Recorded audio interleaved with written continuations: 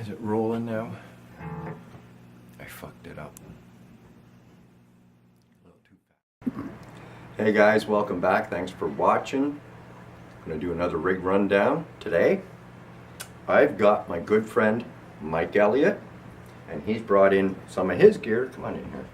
He's brought in some of his gear to let us see what he uses. So, how's it going today? Not too bad. Yourself? Not too bad, not too bad. See, you're sporting a loaded 6-string shirt? Yeah, this is a limited edition loaded 6-string shirt. That's actually a fuck up, but it works. Yeah, yeah. And I do these shirts for bands. If you're interested, get a hold of Mike or myself, and we can hook you up. Have you got a page or somewhere people can get a hold of you directly, or? Yeah, just my regular Facebook page. Just your regular Facebook page? Yeah. Okay. Okay. So you want to do a rig rundown? Yes, sir. Let's do it. Let's see what you got. So I got a pretty compact rig here. Basically, I have a couple of before my amp pedals and an effects pedal that I put in the loop. So this pedal here, not hooked up right now, is my wireless. This is a tuner, my pitch black tuner. This pedal here is a Eventide H9. It's an effects unit that I put in the loop. This is a switch to control this, to move up and down through the controls. With the Eventide, it has all your effects. How many effects come into this particular one? You know what? I can't say offhand because it all works off algorithms. Right. So they build these algorithms, and each algorithm will have like 30 different effects in it. But I think there's probably 9 or 10 bass effects. So delays, reverbs, pitch shifters, harmonizers. Right. There's some distortion types effects and stuff like that. Right. I don't use anything but the delays, reverbs, and modulation. Right. And before my amp, I've got a mini wah/volume pedal, which I didn't use today. Which also is a Morley. Yeah, it's a Morley. It's they sound really, really good, but I bought it more for the size than the sound. Right. I've always used Morley pedals, Morley wah pedals, just because I like the sound of them. Right. I've got an SP comp here. This is a compressor. This is what I call my Swiss Army knife pedal. It does all kinds of things. Basically, what I use it for is two things. One, controlling the dynamics of my playing. Yep. So anything that's super loud gets quiet. Anything that's super quiet gets louder. Right. And then sometimes I use it as a boost for certain types of playing. And this is and it's by a company called Zotic, Z-O-T-I-C. And this thing is by the same company. It's called a BB Plus. It's a preamp distortion unit basically, but it's got like an overdrive side and a distortion side, which you can use them both at the same time or individually. You can change which distortion comes first in the chain. Yep. And this is just a switcher for my amp, so I can turn on my distortion and my boost. Right. And that's basically this it. comes with your amp because Yeah. it's also a Mesa, and you've got a Mesa Boogie, so. Yeah. So this is just the basic foot switch for the amp. I am going to buy a switching system that will replace. It won't replace the pedals, but I won't have to press the buttons on the pedal. I'll use the switching system to bring them in and out. Right. I used to have a big, like touring rig type switching system, but it was too heavy to carry all over the place. That's why I went to a smaller rig. But Yeah. you do have to tap dance a little bit on this one. So if you want certain sounds, you got to jump around. Right. So Right. I'm going to try and limit the amount of tap dancing I have to do. Absolutely. Make life a little bit easier for yourself. Yeah. Let's see. You also got here your Fender Strat. Yeah. This is a 2006-ish. Yeah, come on around into this side. So. Yeah. So this is like a 2006 Fender Strat Deluxe. It's an American. The main difference between a regular Strat and this one is it's got the locking tuners, rolling bridge, and Wilkinson, rolling nut and Wilkinson bridge. Right. And then I replaced the pickups. When I originally bought this guitar, it had Sheptone pickups in it, Right. which are fantastic pickups, and I really love them, really super thick sounding, Yep. but they didn't have enough bite for me. Right. So I bought this. This was a loaded pickguard I bought online, and it's 2 cruisers, Yep. DiMarzio cruisers, and an Andy Timmons signature. Yeah. So it's got some real sweet tones, and I've got a lot of adjustability. I can go from playing like Metallica type stuff, Yep. right down to B.B. King or something like that. Steve Ray Vaughan. One of my favorite artists that I'm into right now is Philip Sace. I don't know if you've ever heard of him. I don't know that name, Look him no. up on YouTube. He's a fan. He's Canadian, and Yeah. he's one of the best guitar players I've ever seen live. Yeah. And then I guess my amp. I've always been a mezzo boogie player Yep. ever since I was probably 19. This thing is a smaller version of their flagship amp. Their flagship amp is called it's called a Mezzo Boogie Mark V, and this is a Mark V 25. So what they've done with it is taken all the features of the Mark V and made it smaller. Right. This thing's 11 pounds. Much nicer to yeah. carry than 60 pounds. Yeah, the head that I replaced it was 70 pounds. Yeah. The other Mezzo Boogie that I had, it was a dual rectifier Roadster. Yeah. The regular Mark V is probably 60 pounds, maybe close to 70. And then they have a slightly larger version of it than this, the 35 watt version. This is the 25. They've got a 35, and then they've got the full. It's I think a 90 watt, the main Mark V. This thing's got 2 channels. They're totally independent of each other. You can switch the amount of wattage on each channel from 25 to 10. Yep. I typically keep my clean channel on 25 to give me as much headroom as possible. Yep. And my distorted channel, I keep it on 10 because if I put it on 25 watts, it'll rip your head right off. Yeah. It's 25 watt amps. People are always like, oh, I got a 100 watt amp. It's really loud. This thing will bite your head right off on 25 watts. You don't need a 100 watt amp unless you're doing stadium rock. Right. You can't push them to where you want them. This No. thing I can get it sounding super nice at a reasonable volume, and it really you can get that tube distortion that you really want. Like a lot of people are cranking their amps and say, oh, I gotta have it really loud to make it sound good. This one you don't. Is this tube or solid? It's all tube. It is There's also. six- That's what I thought. yeah, As there's- I'm looking in the back here, I can see the tubes there. There's 6 12AX7 in the preamp, and then there's 2 EL84 amps. And I've always had a thing for EL84 amps. They're smaller tubes. Yeah. They have less output, but they break up really, really nice, and they have they last a lot longer than the bigger tubes, the 6L6 or EL84. Right. The other really nice thing that this amp has is this EQ. This is an active EQ, and it's foot switchable, so I can turn it on and off with the foot switch. Yep. What I use it typically for is I don't use it for a tone shaping tool like you normally would with an EQ. A lot of people use EQs to like scoop out the mids or give it a little bit of mid if you want to use it for soloing. Yep. What I do is I set it all flat and I set it about 75%, and that becomes a clean boost. So when I'm playing and I need to play a phrase or something like that that needs some volume, it will give me what I need. So if I'm playing.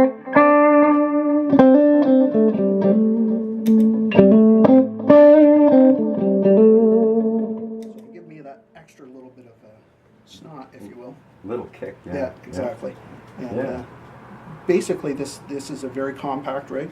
It sounds super. Like I don't think I've ever had a rig that sounds as good as this, and it's relatively inexpensive compared to some of the Yeah. rigs that have comparable features, but are like big racks and racks of stuff. 'Cause Absolutely. that white pedal replaces probably 3 units in Nice. my rack. That's nice. Yeah, and It makes life so much easier now. It's easier to travel or set up. absolutely, yeah. Yeah. Yeah, it takes me 5 minutes to set this up, where you see me set up my other rigs. Sometimes it take me 10 minutes, sometimes it take me an hour, Yeah. depending on how many problems I had with it. Yeah. Yeah. I just sit there and go, "Oh, glad it's you and not me." Yeah. It sounded great too, but Yeah. like I said, it was big and heavy. We're talking probably 500 pounds worth of stuff. Yeah, and I mean that's a lot of work to Yeah. try and truck around everywhere when you Yeah. when you're going out the door to play. All right. Okay, so what do you got coming up these days? Well, I've been jamming with a friend of mine, Sue Prosser. We've met her before. Mhm. She's a fantastic singer. Absolutely. Excellent guitar player, but we've been developing this kind of a eclectic blues, country, rock. You said country. Yeah, me, country. Yeah. But we've got like a nice selection of cover tunes and a couple originals that she's developed over the years, and we're starting to write our own originals. Yeah. And our first gig is at the Mill Brewery Yeah. in just east of Prescott on Yep. Highway number 2. They got a nice little outdoor pavilion. It's all covered. They got great beer, great food, ribs and pulled pork and hamburgers and stuff like that. What date? It's July 28th. So that's this month, the end Yep. of the month. Put that on your calendar. Yeah.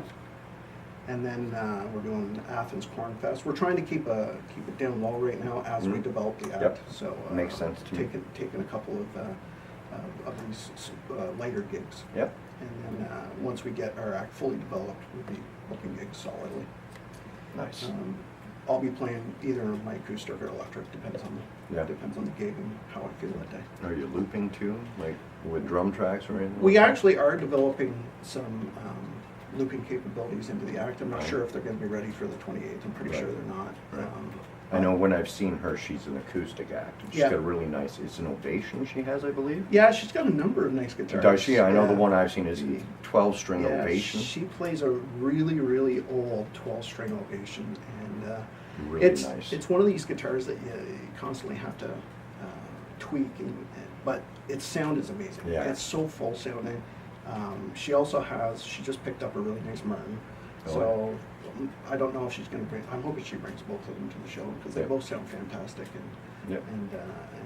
so. If you don't know who Sue is, you should come out and see her because she's Absolutely. fantastic. No, that woman should be pro. Yeah, well, she does have CDs too. Does she? So, and I think she's going to bring some with her. So, Nice. Nice. So there's merch available too. Yeah, possibly even shirts if I can get them done. That'd be all right. So we've got your setup here Mhm. with your Strat. You've got other guitars at home. What else do you have that you play? My main 3 guitars are I've got a Les Paul, about the same vintage as this, like mid-2000s Les Right. Paul standard. And that's bone stock. I haven't changed anything on it. It's a big chunky guitar and I love playing it. Then I have my main acoustic that I take everywhere with me. It's a Taylor 410. It's a fantastic instrument and it's a real, working man type guitar. Yep. So it sounds really good and it sounds consistent all the time. I don't have to worry about it. Other guitars that I have, I've got an old 80s ESP M2 Deluxe. This thing is a shredder axe. It's an amazing guitar. I can't play it as good as I should, but it's if you know about Metallica, Mhm. they both use ESP guitars, and this specific one that I have was Kirk Hammett's first signature guitar. Right. So it was designed basically for him. For him, It's yeah. like an Ibanez sort of. It's got Yep. a Floyd Rose type bridge, and it's got that Super Strat type look to it. But it's got EMG 81 and 85 in it, Yep. so it's got that real Metallica type sound to Yep. it. And then I have another guitar. It's a Hamer Explorer, standard Explorer, which also has like EMGs in it. My wife bought me that guitar, and it's kind of. I don't take it out to play very often just because it's got so much sentimental value. Yep. If anything ever happened to it, I'd be Yeah. just, I've seen this guitar that Yeah. he's referring to, and yeah. I love playing it. It's just one of those guitars that I can't take out because if something happens to it, I'm dead. yeah, well, yeah, absolutely. Plus, then there's the fact, like we were talking earlier, I mean, Hamer's just not around anymore either. Yeah. So Yeah. that becomes a collector's item right there. Yeah, And I'll- at some point, it's going to have to, if it's not already. Yeah, all kinds of guitar players play Hamers. Yeah. And they're really well respected, even Yeah. though they're not known around here. Like they used to sell slammers that were Yep. made by Hamer, but they were kind of The lower end, Yeah. big entry level yeah, guitar. entry level. They were good guitars, but they were entry level. But the real Hamers, like the standard and the custom series and stuff like that, they're all like top notch instruments. The other thing that I wanted to mention was this little guy here. If you can get a picture of him, I call this guitar Bob for obvious reasons. Oh, Bob Marley on there. Yeah. But I cut these out of vinyl. I call them guitar tattoos. Oh, yeah? And depending on the artwork, I can do them for people for relatively cheap. Yeah, eh? So not just shirts, also. Yeah, guitar, vinyl. I'm doing Yeah. vinyl for Lotus 6-string. I'm going to do a drum head cover Oh, for yeah. them. And, Yeah, yeah. And so I can create these types of designs.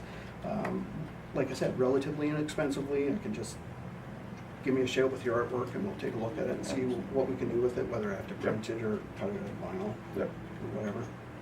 But guitar tattoos, drum skins, even labels for your guitar cases and stuff like that. It's all Nice. easy enough Nice. to do. And how long have you been doing this for? Between the shirts and the tattooing and everything, I mean, because you haven't been doing this for very long yet. Well, it actually stems back to many years. Oh, does it? I used to make my own T-shirts for bands. Right. I had a very simple process for doing it, and I couldn't do more than a couple a day. Right. Like when I was jamming with Robbie and that gang, we had our own T-shirts that we'd flog at Right. shows. And if you could make $10 a shirt and sell 3 or 4 shirts in a night, that's an extra revenue stream, easy money too. Yeah. So I used to make our shirts. I can't remember what we were called, Honey Shot or something like that. I don't remember. Little Trainwreck. Little was Trainwreck was is the last original, one I but remember. The T-shirts I made were called Honey Shot, and they had a logo and they're tie-dyed, and they looked really cool. But Yeah.